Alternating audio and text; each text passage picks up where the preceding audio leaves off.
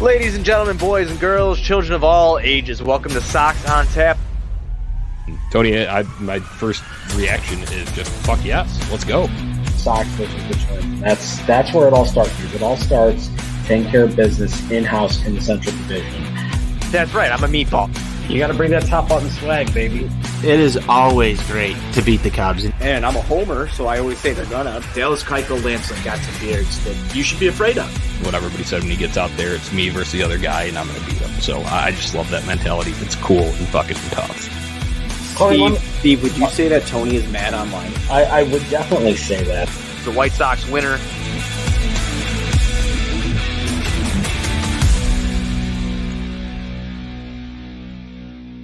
Hello, White Sox fans, and welcome in to a winning edition of Sox On Tap. Tonight, I am joined by my guy, Sox Insane, at Sox Insane, Besnick. You can find him on Twitter, at Sox Insane. He's been doing all of your White Sox recaps all season long over at OnTapSportsNet.com. That's where you can find us. If you want us in written form, OnTapSportsNet.com. You can follow us on Twitter at Sox On Tap. Myself at Tony On Tap. As I said, my guy Besnick at Sox Insane.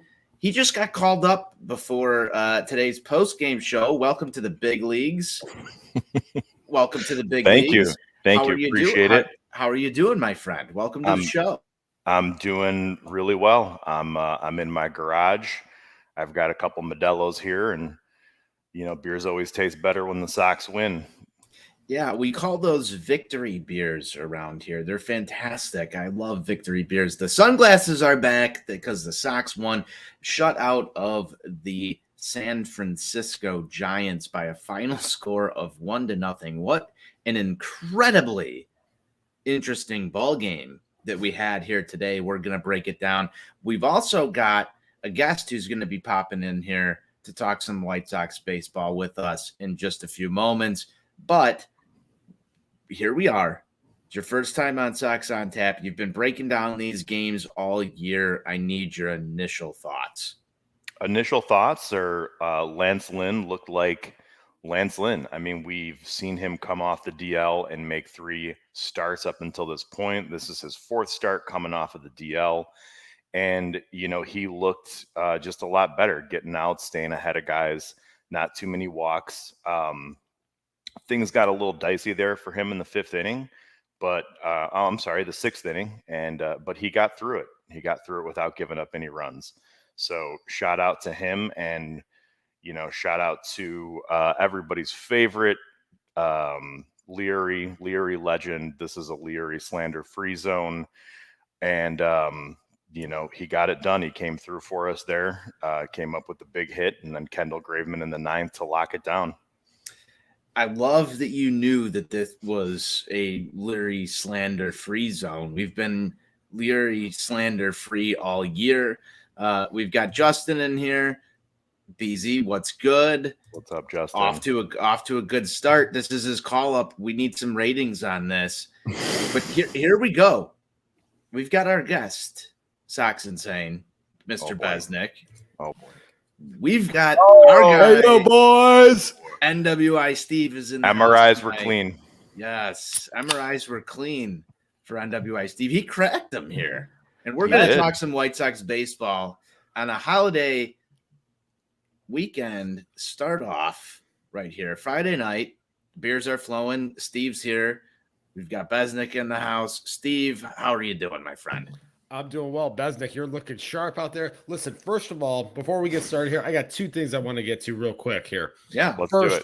Happy 112th birthday to Comiskey Park, the baseball palace of the world. Open today, back in the year of our Lord, 1910. Were you still alive during that year, Steve? Anthony, were you Anthony? then? It's funny because you're in my crosshairs right now. So I got some words for you. You've been running your mouth all week, talking a lot of shit. Be like, oh, is Steve going to be able to stay awake for these games? Hey, you stayed awake for every single one of them. Exactly. You know why? Because I play like a goddamn champion, because I got TW, because I'm Chicago tough, and I'm here to commit to excellence. All Hey, right, Steve, I gotta stop you right there. I'm actually Coming in hot. I actually want to hand you the Sox on Tap Award of Excellence for this week.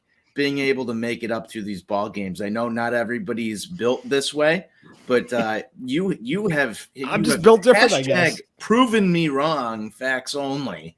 This week, I think you made it up, and we're talking about each and every single one of these ball games at the conclusion. And if you're a betting man and took the over on Steve Knight's up watching this team, you just won yourself a little bit of cash. You just excellent week. I think we need some like golf claps all around. Hey, one for last NWI, thing, Steve. one last thing I want to get to, because I see he's in the little comments here. Can anyone tell me real quick, Anthony? I don't know if you can answer this. For our guy Justin, who's in the comments right now, if you were to compare World Series rings between Paul O'Neill and Barry Bonds, who has more? Paul O'Neill. Weird, huh? I knew you would go there very early. You've had yourself a week on the Twitter.com. You've had yourself a week. One on don't the I? Twitter.com. Yes, I mean I might have missed a couple things. Hashtag confirmed. Guys, Besnick just gave his initial thoughts, Steve. I want your initial thoughts on today's ball game, because heroes get remembered. Legends never die. Steve, what are your initial thoughts? Lance Lynn, hashtag guts and nuts, going out there doing what he does, giving this team 6 quality innings. We've seen this maybe for the last 7 to 10 days or so. Starters beginning to go a little deeper in games, helping to take a little bit of stress off of that bullpen, which is very important, knowing that they don't have a day off coming up until the All-Star game. So that's crucial right there. Offense had a couple of opportunities, hit a couple of balls hard, weren't able to capitalize there. We're able to squeak across that one vital run right there, and we're able to make it hold up. So, hey, doesn't always have to be pretty, but you get a win, put it in the left-hand column. Hey, that's what we like to see. Victory beers taste better than misery beers, and that's what we're talking about tonight. All right, guys, let's just get into this a little bit. The White Sox offense absolutely stagnant through most of this ball game. Give me some thoughts on, just the plate approach, how they handled themselves offensively. I'll go to Besnick first and then come over to our guy, NWI Steve. Yeah, I mean, as usual, you saw a lot of ground balls. You saw a fair amount of strikeouts. They didn't hit the ball in the air until the 3rd inning. You have to give some credit to Cobb. He had some pretty good stuff working, working that corner on each side of righties and lefties, and just getting guys out and making pitches. So you got to give some credit to him. I kind of underestimated him a little bit in my Sox Giants 3-game series preview that I posted. And, he's gotten roughed up in his last couple of outings. He's got an ERA over 6. He has not been very good this year, but he looked pretty sharp. And that ballpark with the wind blowing in, the mist, the cold weather, the ball's not going to go far. So those are just some of the initial thoughts there as far as what the Giants were showing us. So offensively, pretty bad. I mean, you got Luis Robert swinging at everything. TA just abysmal at bats today, not very competitive at all. Yoan Moncada, same thing. Those 3 combined go 0 for 12 with 5 strikeouts. That's inexcusable. I don't care how good the other pitcher is. I think Besnick hit on all the key points right there. Lack of quality at bats been a common theme throughout the course of this season here. Obviously, pretty frustrating to see this kind of transpire again, just on an almost nightly basis at this point. And, like you were talking about there, Alex Cobb has had some struggles throughout the course of the season. Some of the underlying numbers are a little bit better than what that ERA would suggest, but again, just guys not putting themselves in position to have competitive at bats, not working themselves into quality hitters counts. And the Luis Robert thing is just unbelievably frustrating at this point. I joke about this on Twitter.com all the time. The Luis Robert take a pitch challenge. Yeah, it just continues. I put a tweet out there that was just that where I was just sitting there in disgust. and thinking this guy has never seen a pitch in his life that he doesn't want to swing at. He goes up there and he's like, how can I, like, not can I hit this pitch, or he's going to throw this pitch, I just don't know where it is. He's just thinking more so like, how am I going to hit this?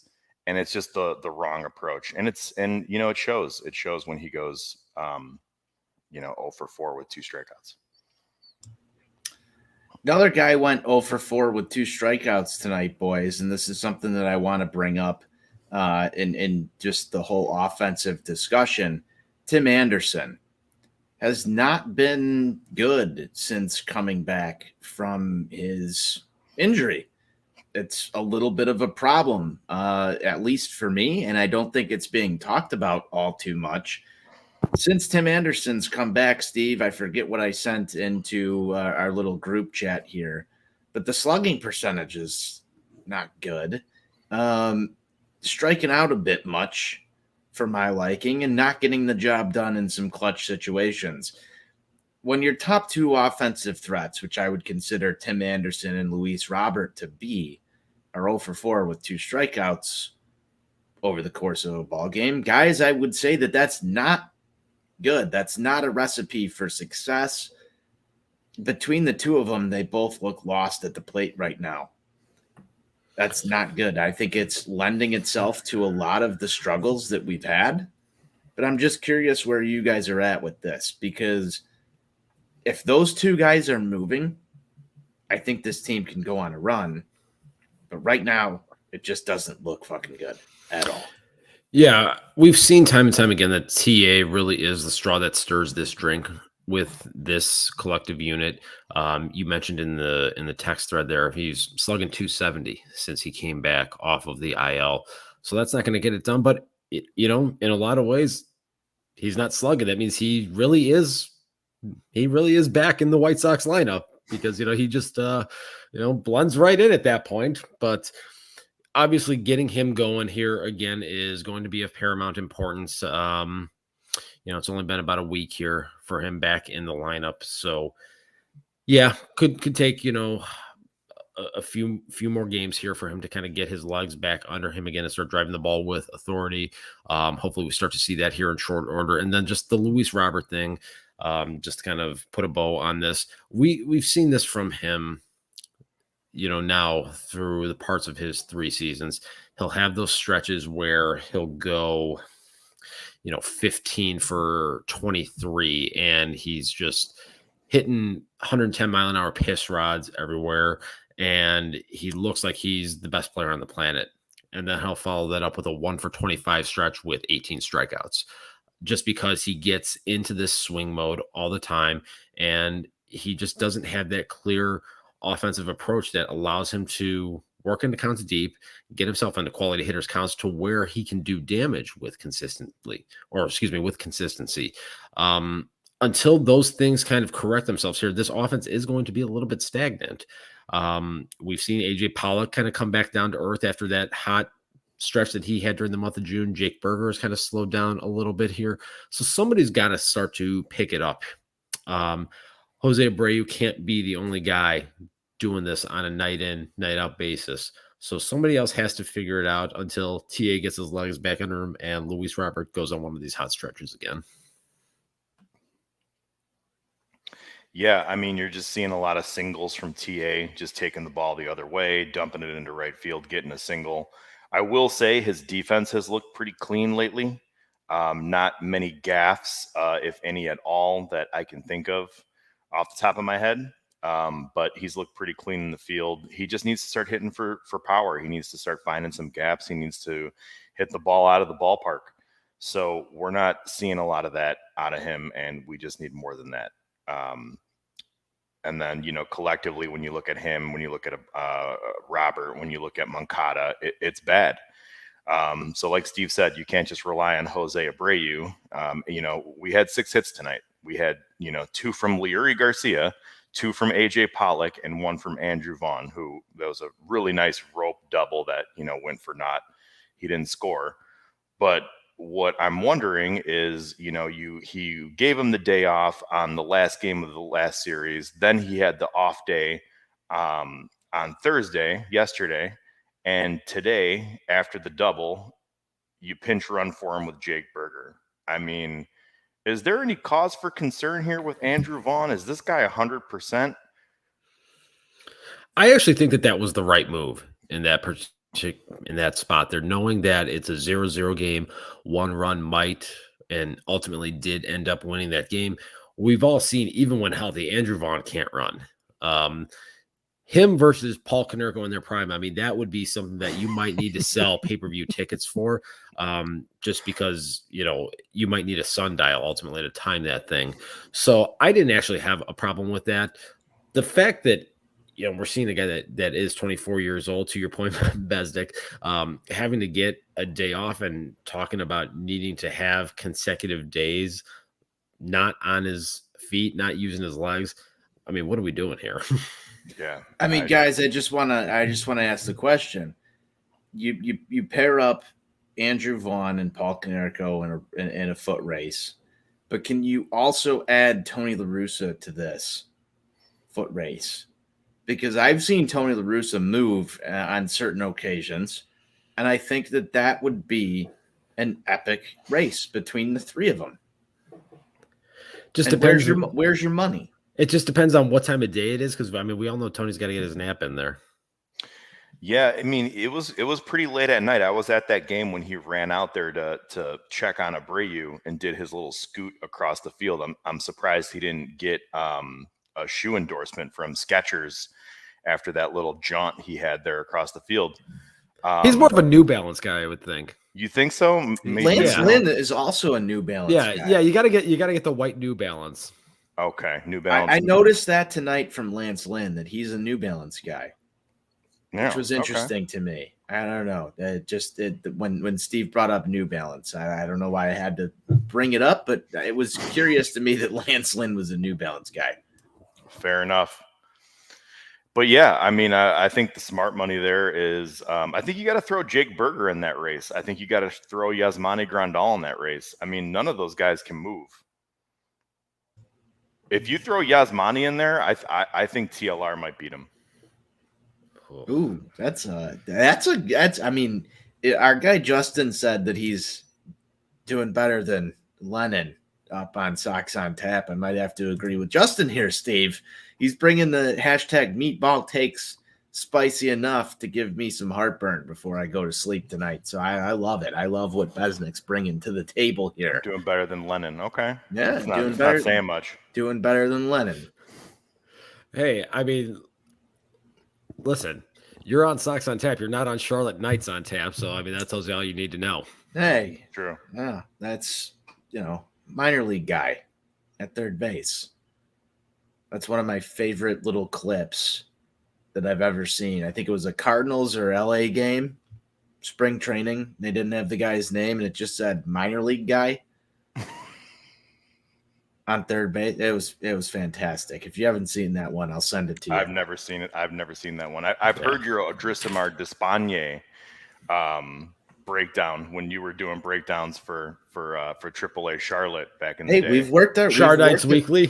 Char Nights Weekly. Oh yeah. We've worked our way all the way to the big leagues, Besnick, just like you did tonight.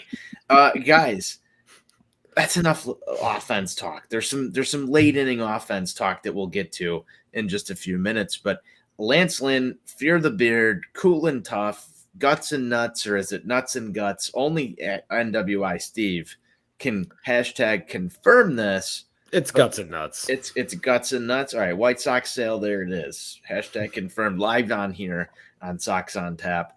This is, I mean, are we hashtag after dark yet, Steve? Oh, we're definitely hashtag after dark.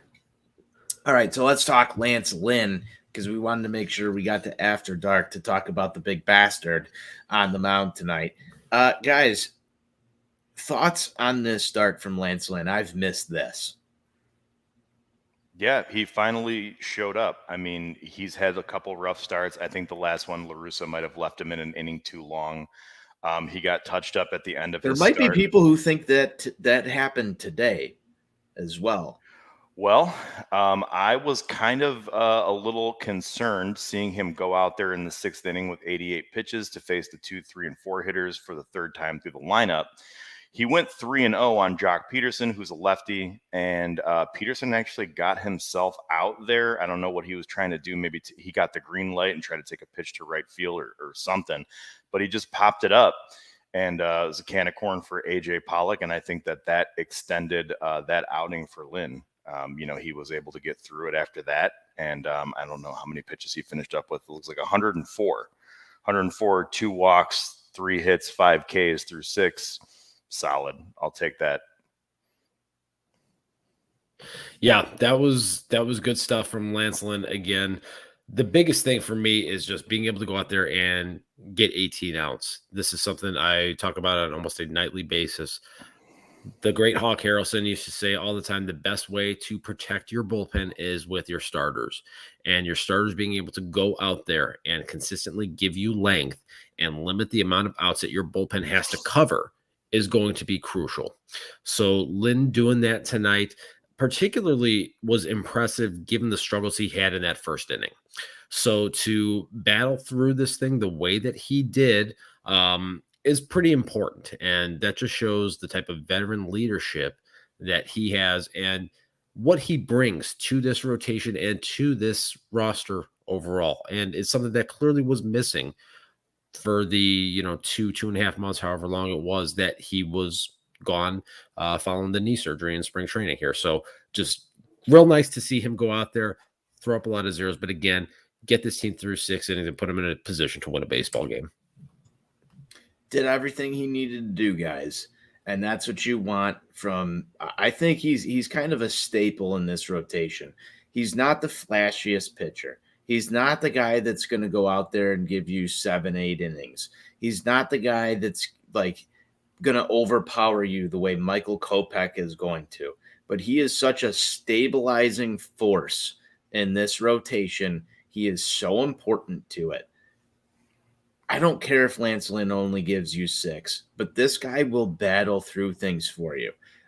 Just my take. This is just my opinion, and it could be completely wrong.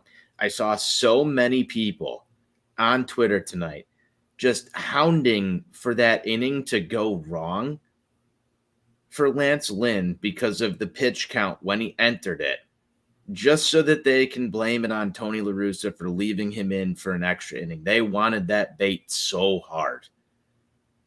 And Lance Lynn was there to go shove it down and get through it, and that is so cool and tough. That's what you want to see. La Russa and the White Sox have been bitten by that fucking a million times already this year. But when you've got a guy like Lance Lynn on the mound, fear the beard, cool and tough, just oozes fucking, I'm going to beat you out of every ounce of sweat that this guy gives on the mound. That's what you want. You want him to be the leader of this rotation, even if he doesn't have the sexiest stuff, even if he doesn't have the 99-mile-an-hour fastball. He's out there fucking working, and I still can't understand why the White Sox traded Dane Dunning for him. It just makes no sense. I've been investigating that story for several years now. It's still developing. Yeah, I'm still reaching out to multiple sources.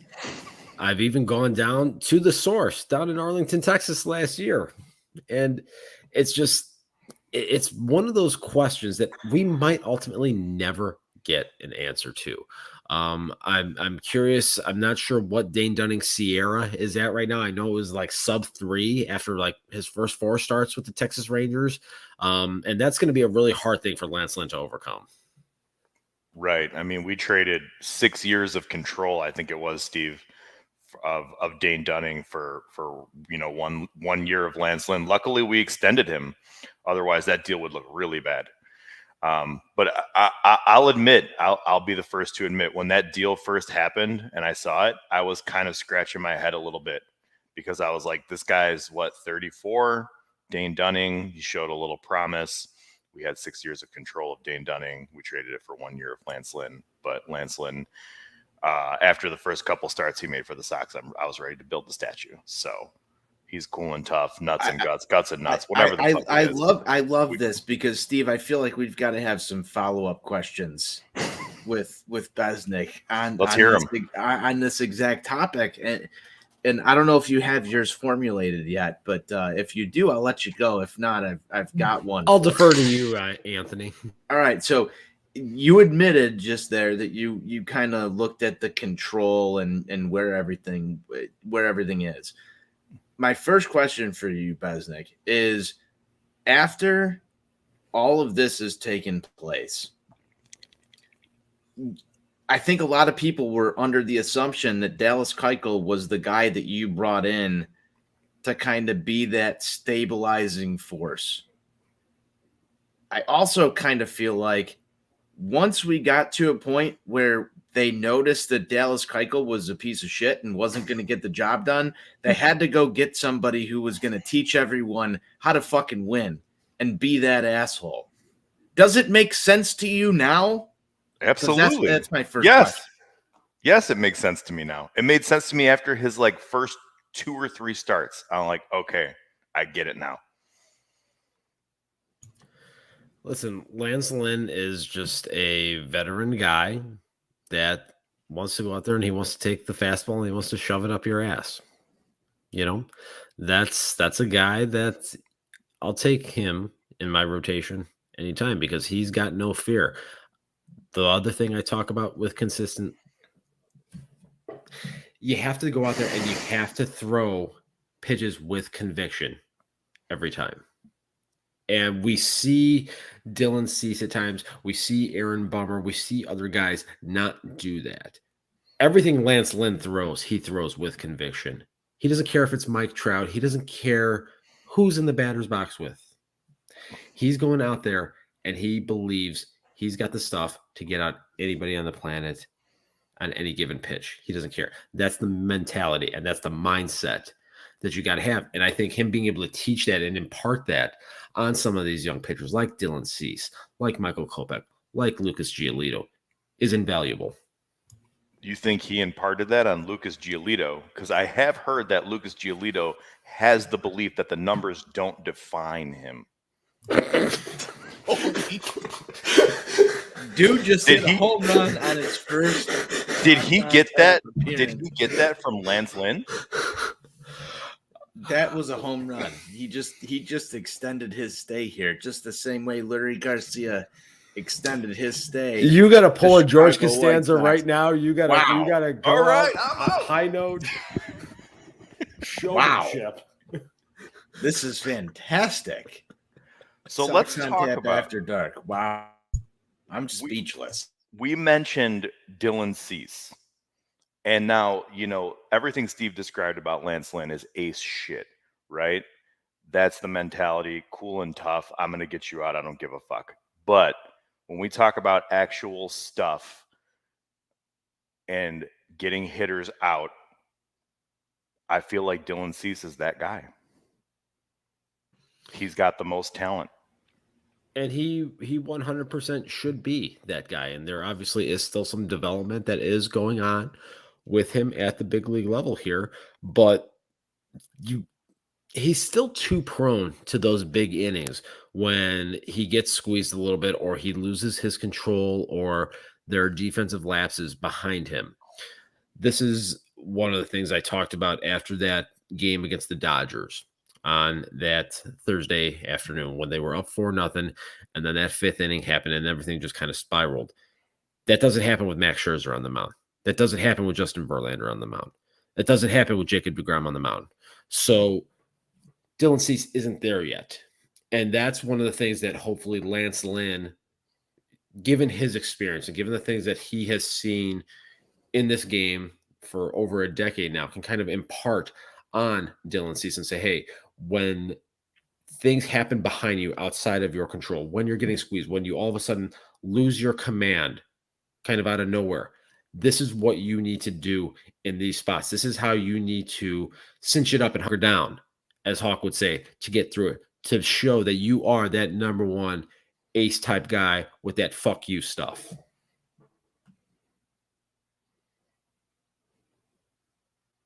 All right. Yeah, I see that from him. And we've got him going tomorrow against one of the better pitchers on the Giants. And then on Sunday, we've got what looks like to be a bullpen day. They have scratched Anthony DeSclafani and moved him to the IL. So they're looking to probably the bullpen or someone calling up from AAA to fill those innings. But tomorrow we've got Logan Webb. You know, he's kind of their Dylan What if Cease. what conspiracy theory here? What if they slot in Mr. Carlos Rodon in that spot now because he would actually be on normal rest? Oh boy. Well, we hit lefties. Wouldn't that be a narrative? Oh my goodness. I could write an article about that. You could. I think that's what's actually going to happen, guys. I really honestly do. I think that's what's going to happen. It's just kind of the cinematic thing. And, you know, even though I root for it to be cinematic for the White Sox, sometimes karma just fucking bites you in the ass. Carlos Rodon on Sunday would not be good for this White Sox lineup, as we just currently talked about their offense. Yeah, that would be an interesting matchup. Obviously, everyone knows about the variance in the Sox offensive performance against left-handed starters versus righties, but Carlos Rodon, we've seen when he is on, he can be one of the best pitchers in the league. And he had a little bit of a lull there for about a 2 or 3 start stretch back in early to mid-May, and he's really kind of started to right the ship again and is going out there and giving the Giants quality outings almost every single time that he's taken the ball of late. And this is a guy that is going out there and racking up double-digit strikeouts with regularity this season. The stuff is playing up, being able to do so in a pitcher-friendly ballpark out there at Oracle Park. That would be a very challenging matchup. So there's part of me that kind of thinks that might not be the best thing for the White Sox to see happen. So, you know, Gabe Kapler, if you're listening to this broadcast, and why wouldn't you be right now? You got nothing else to be doing here. Just, you know what? Keep Carlos on track to pitch Monday. And go with the bullpen route for Sunday's finale. Guys, I've got to stop this for 2 seconds and just bring up the fact that Lurie Garcia won the ball game for the White Sox tonight. Yeah, so now we're going to be treated to a 1 for 40 now. We didn't talk about this. Lurie Garcia. We've got to get to our final thoughts on this ball game. That the White Sox won tonight, which is why we're drinking victory beers. 4th of July weekend. Lurie legend. Johnny Nani's guy. BZ knows that this is a Lurie slander free zone. So, give me 30 seconds each of your highest Lurie praise that you could ever give for the man that won this ball game tonight, the legend, Lurie Garcia. I mean, it's really obvious. It's just you have to just listen to our leader, our manager, our skipper, Tony La Russa, and when he talks about Lurie Garcia. It doesn't matter what the result is. He's not looking for results. He's looking for solid quality at-bats.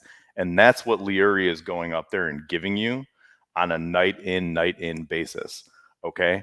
Sure, Josh Harrison had an OPS over 900 last month, after Steve wrote an article that he should be DFA'd. But it's not about that. It's about that TW, and Lurie has it. And that's why he came through today with the game-winning hit to drive in Adam Hazley with a nice, slick slide under the tag for the Sox to win. This dude might be earning a spot on this show. This is fantastic stuff, Steve. I don't know how you're going to follow that. Yeah, that is definitely a tough act to follow. I guess all I can really say is that this hit here to score the game-winning run ensures us that we are going to see plenty of Lurie, and assures us that we are going to get the fortune of seeing a 1-for-40 stretch now, but we're always going to hear about this one RBI single on that one magical night in San Francisco when he's grinding into double plays with bases loaded and one out over the next 7 to 10 games here, but he had that one time. Somebody write an article about how great Lurie Garcia is for this team. Done. That's just all I ask. Guys, we'll move on from this ball game. Sox win 1-0. The only other thing, my final thought on this, Tanner Banks, escape artist. Escape artist. Little shaky. I might miss Garrett Crochet just a teeny-incy bit. But Garrett Crochet is not available for this team. Tanner Banks is. He grew a mustache for the occasion. That was some Escape from Alcatraz type shit. Yeah, it was like, wow. Director's Cut edition. White Sox baseball 2022. Guys, we'll hop back on over to the rest of the series. Sox are in a position to win it. Can they get the job done? I think so. I wrote about it in my my series preview that I posted up on Tap Sports today. I think we have the favorable pitching matchups. I think we had it today. I think we have a pretty even one tomorrow between Webb and Cease. And then I wish DeSclafani was still pitching because he's been terrible since coming off the IL. But the guy's hurt and he's going back on the IL. So I really hope it's not Carlos Rodon on Sunday and it's the bullpen day. And I like our chances on Sunday. I think we're taking 2 or 3 here. I don't know which of the 2 games we're going to get, but we're definitely getting a win out of the next 2. I think Lucas Giolito may have hopefully turned a corner after that last start in LA. He was a little shaky at first, but he settled down nicely and pitched well. He didn't get the win. We had some fielding mistakes there by some guy named Gavin Sheets playing in right field. But rough look. Wow, first broadcast going after your baby boy like that. I'm just hey, I subscribe to hashtag facts only. Okay, I have adopted the mantra of On Tap Sports. The war is just dropping. Facts only. Hashtag facts only. Confirmed. Hashtag confirmed. So, with that being said, I think we're taking 2 out of 3. I don't know which of those 2 games we win. Hopefully, Rodon doesn't pitch Sunday. We're good. I need a series win. Like I need air to breathe. I'm going to be honest with you. I got some less than positive vibes right now surrounding this team here, and knowing that the goddamn Minnesota Twins coming to town on Monday on the 4th of July. Everybody knows I hate them with every fiber of my being. I swear, if they can't find a way to win one of these 2 remaining games by the Bay this weekend, and they lose this series coming back home with those shitbags coming in here, NWI Steve's going to be coming in hot. You're always the most negative person on this show, which is crazy. We got a guy named Negative Nani here. We've got Negative Nani, but like this year, like I'm just going to present you the award. It's like hashtag Sour Steve. That's what it is. You're like a Sour Patch Kid. Just sour all the time. SS. Yeah, Sour Steve. That's what it is right now. All right. That's how I feel. Sour Steve. I'm going to subscribe. I'm going to subscribe to the BZ theory, even though he was shit talking Gavin Sheets in his debut, and that's just like that's not a great recipe for success at all. But if we're going to talk negativity here, I just want to reiterate something here. Somebody was saying that I wasn't going to be able to cut the mustard and handle staying up for all these games on the West Coast this week. Did I inspire you? I just want to ask that question. No, I did it for spite. You didn't did it for inspire me. I did it for strictly spite. for spite. I'm like Jerry Seinfeld returning that jacket back to the luxury men's department store. He did it for spite, and that's why I did it. Hey, I gave you your credit. I give credit where credit is due. You took an afternoon nap, didn't you? Yeah. He probably I am not a nap guy. If I nap, I will not fall asleep at night. I'm team no sleep to begin with anyway. So it's the problem is exacerbated even more if I happen to, sneak in a 2 or 3 hour nap in the middle part of the day here. So hey, sometimes you just got to persevere and fight through it.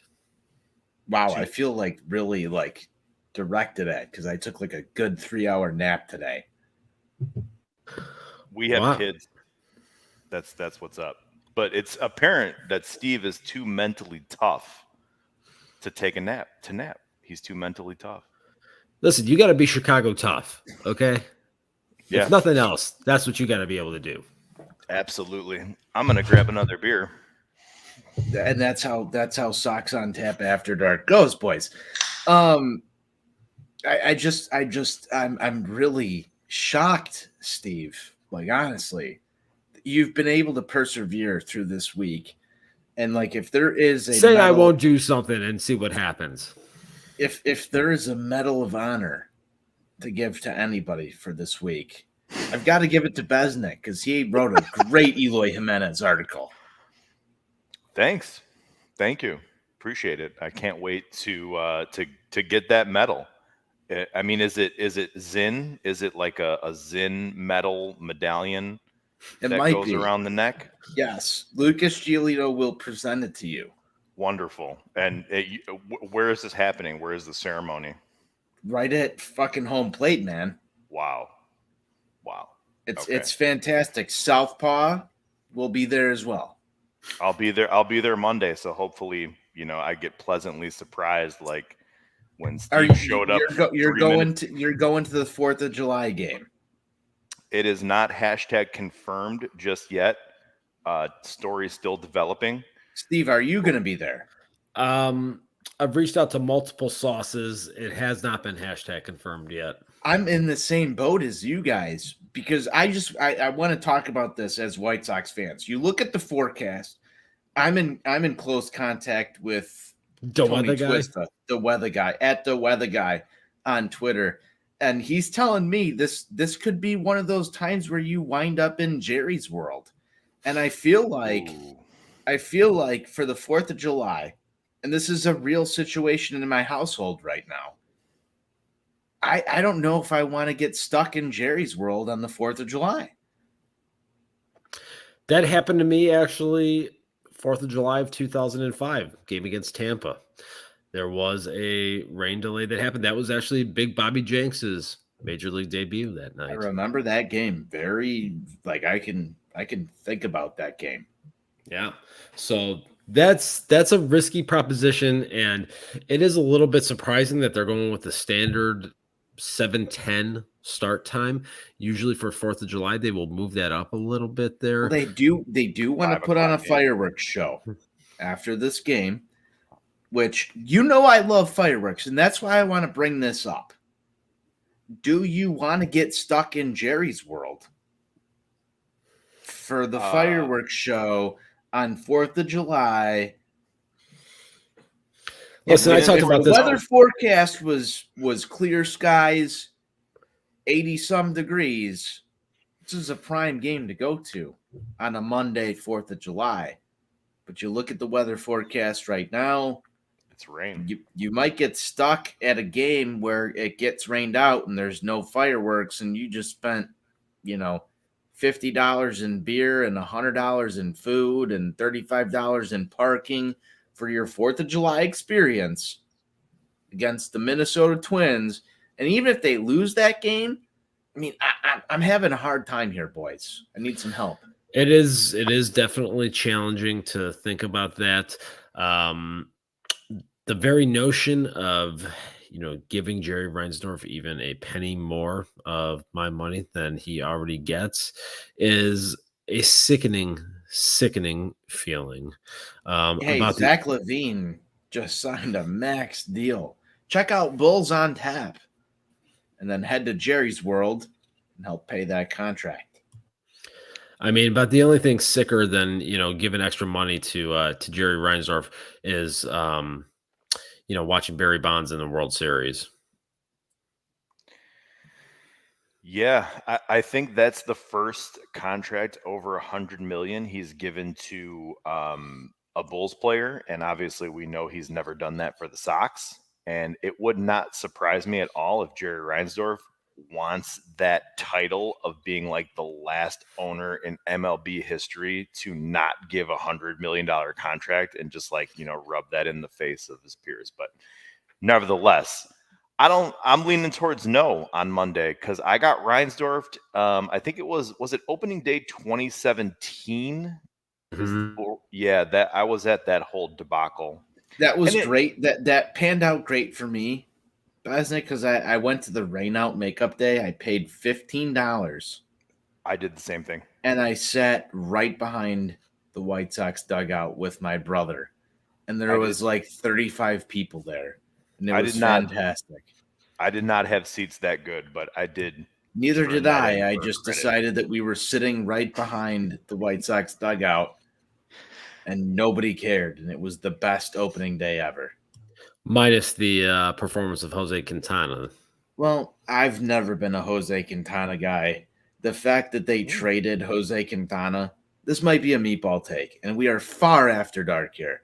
But the fact that they traded Jose Quintana for Eloy Jimenez, take Dylan Cease out of it, it makes sense.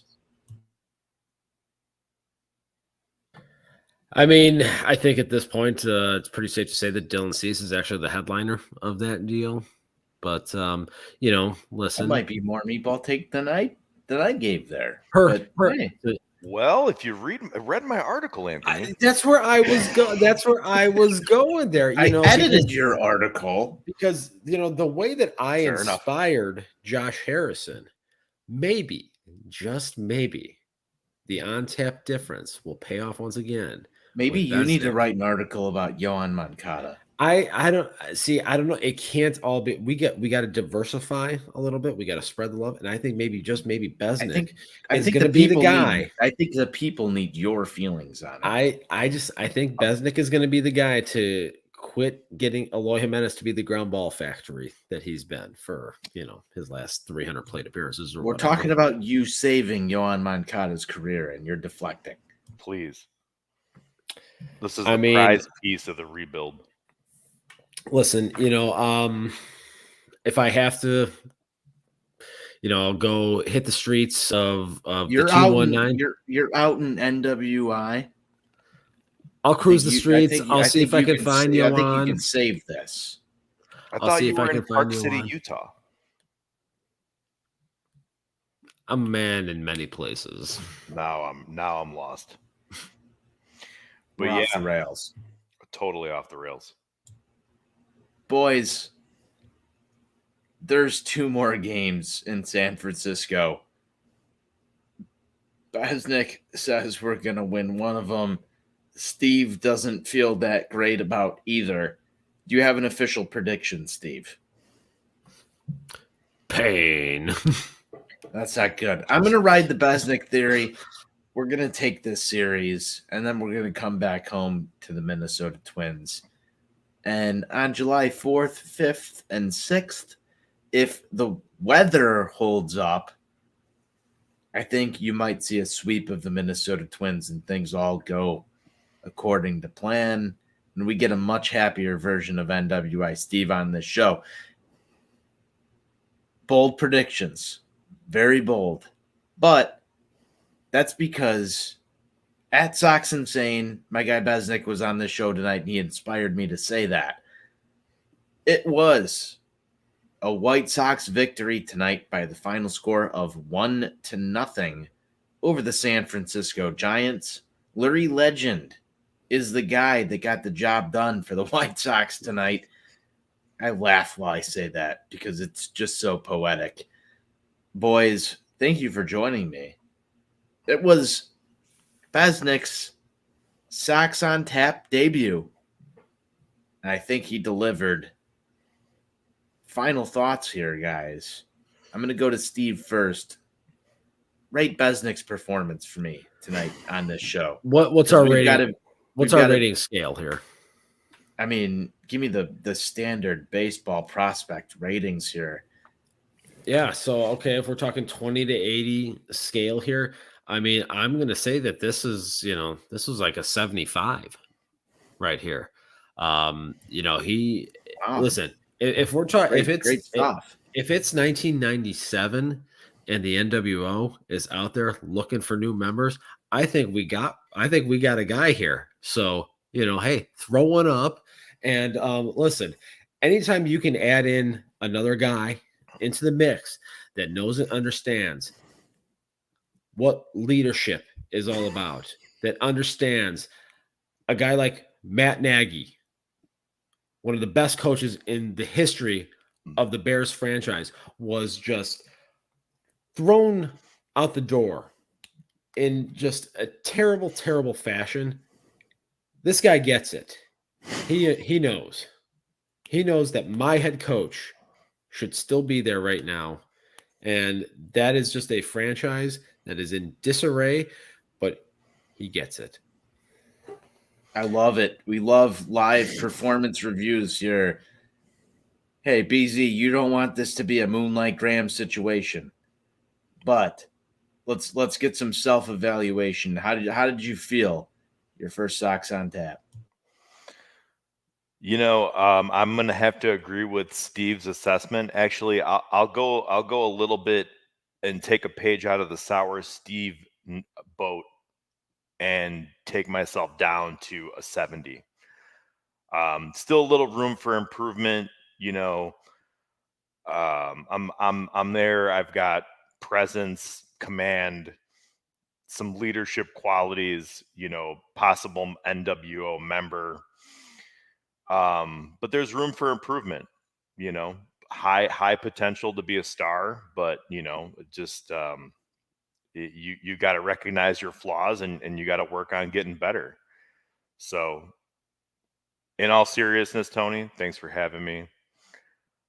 Matt Nagy forever, extend Nagy. Jesus. This is deep. We have to address that. I mean, Steve brought that up. You see what happens when you hire Ryan Poles, Matt Eberflus. You got James Pringle brought in by Ryan Poles, Matthew Adams brought in by Ryan Poles. They have both been arrested already.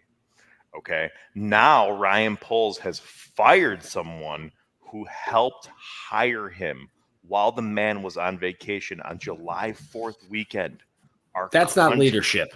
That is not leadership. This is disarray. Wow. This is disarray.